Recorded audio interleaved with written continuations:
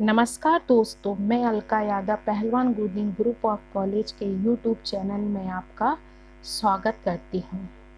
पिछ पिछला वीडियो जो हमने प्रारंभ किया था लाइफ प्रोसेस के पार्ट 2 में हम पाचन क्रिया के बारे में अध्ययन कर रहे थे। पाचन क्रिया जो होती है वो आहार नाल में होती है, जिसके 2 अंगों का हम अध्ययन कर चुके हैं, बक्कल कैविटी और इसोफेगस यानी मुख गुहा और ग्रास नली।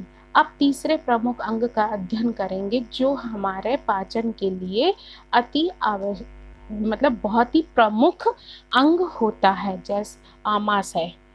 आमाशय की संरचना कैसी होती है, कौन कौन से एंजाइम्स का उत्पादन करता है और ये किस प्रकार से भोज्य पदार्थों के पाचन में कार्य करता है। तो आइए दोस्तों हम प्रारंभ करते हैं आमाशय।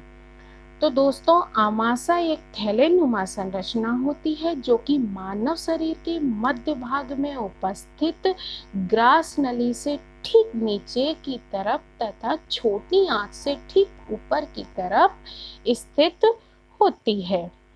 ग्रास नली से जो हिस्सा जुड़ा रहता है वो कार्डियक, और जो आंत से नीचे की तरफ जुड़ा हुआ जो हिस्सा होता है वो पाइलोरिक भाग कहलाता है।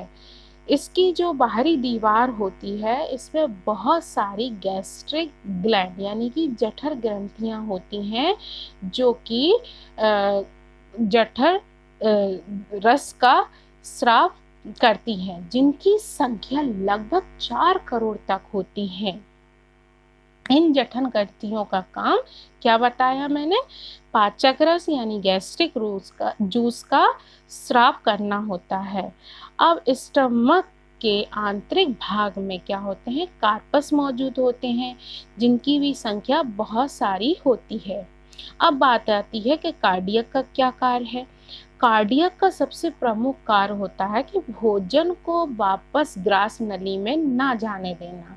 इसी प्रकार से पाइलोरिक का प्रमुख कार्य होता है छोटी आंत से भोजन को वापस आमाशय में न जाने देना। आमाशय में 2 प्रकार की सेल्स होती हैं, पेप्टिक और पेरिलेटल। पेप्टिक सेल्स जो होती हैं वो पेप्सिनोजन एंजाइम्स का सीक्रेशन करती हैं, और पेप्सिनोजन एंजाइम्स प्रोटीन के पाचन का कार्य करता है। और उसी प्रकार पेरिलेटल जो होती हैं वो HCl एसिड का स्राव करती हैं, जो एंटीबैक्टीरियल के रूप में हमारे शरीर में कार्य करता है। यानी कि भोज्य पदार्थों या अन्य किसी माध्यम से हमारे आमाशय में जो भी बैक्टीरिया उत्पन्न होते हैं उनको समाप्त करने का कार्य करता है। पेप्सिनोजन और HCl आपस में मिलकर पेप्सिन का निर्माण करते हैं, और यह जो पेप्सिन होता है वो सभी प्रकार के भोज्य पदार्थ जैसे कार्बोहाइड्रेट, स्टार्च, विटामिन, मिनरल आदि को छोटे छोटे टुकड़ों में तोड़ने का कार्य करता है। यानी कि इसे हम मानव शरीर का रामबाण कहते हैं।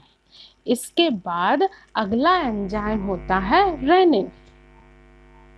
रेनिन एंजाइम जो होता है दूध के पाचन में सहायक होता है, और इसका स्राव केवल जन्म से लेकर 2 साल के बच्चों के आमाशय में जो उपस्थित जठर ग्रंथियां होती हैं उनमें होता है।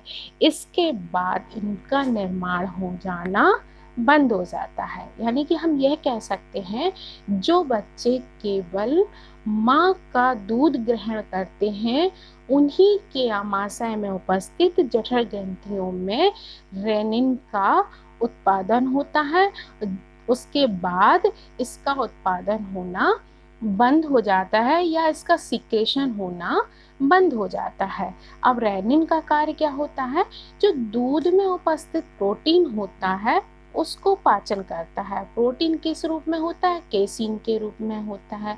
यथा यह भी कह सकते हैं कि हम दूध की जो घुलनशील प्रोटीन केसीन होती है उसको अघुलनशील प्रोटीन कैल्शियम पैरा कैसीनेट में बदलने का कार्य कौन करता है? रेनिन करता है। अगला एंजाइम आता है लाइपेज एंजाइम। लाइपेज एंजाइम का कार्य होता है वसा को फैटी एसिड से ग्लिसरॉल में बदल देना। अभी बात चल रही थी जठर रस के बारे में। जो हमारा शरीर की स्टमक की जो बाहरी परत होती है उसमें कुछ जठर ग्रंथियां मौजूद होती, जिनकी संख्या मैंने बताई अभी 4 करोड़ होती है। तो ये जठर रस का यानी कि पाचक रस का सीक्रेट करती हैं। तो एक दिन में हमारे शरीर में 1 से लेके 3 लीटर तक जठर रस बनता है। अगली चीज आती है HCl। HCl के प्रभाव से बचने, HCl क्या है? एक प्रकार का एसिड है। और HCl के प्रभाव से बचने के लिए हमारे शरीर में कुछ म्यूकस सेल्स जो होती हैं वो एंजाइम म्यूसिन का स्राव करती हैं।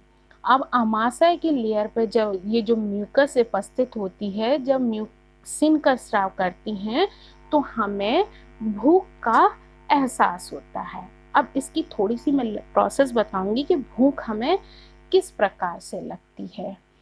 तो हमारे आमाशय में इंट्रो एंडोक्राइन सेल्स होती हैं। कौन सी? एंडोक्राइन सेल्स होती हैं जिनसे गैस्ट्रोन नाम का हार्मोन सीक्रेट होता है।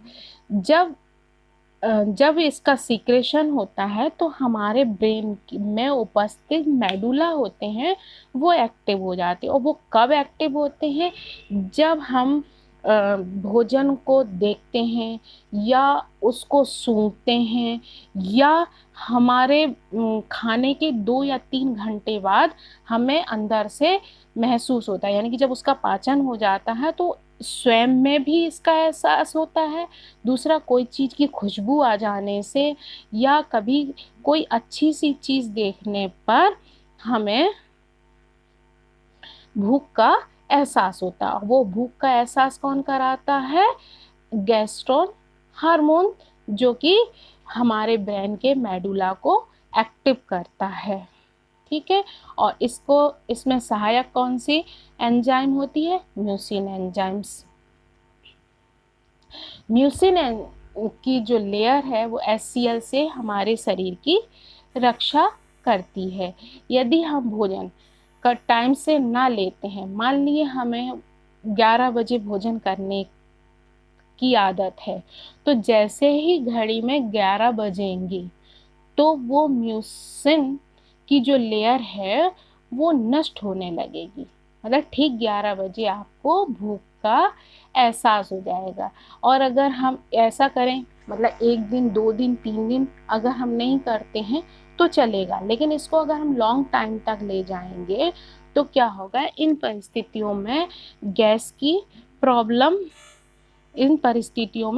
की प्रॉब्लम होती है।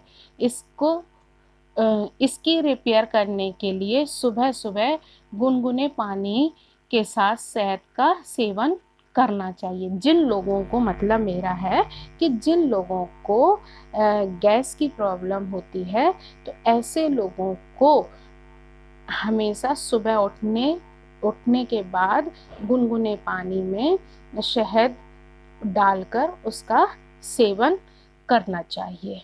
तो आगे फिर हम बताएंगे कि छोटी आंत में भोजन का पाचन किस प्रकार से होता है। तो बताइए दोस्तों, आपको मेरा ये वीडियो कैसा लगा?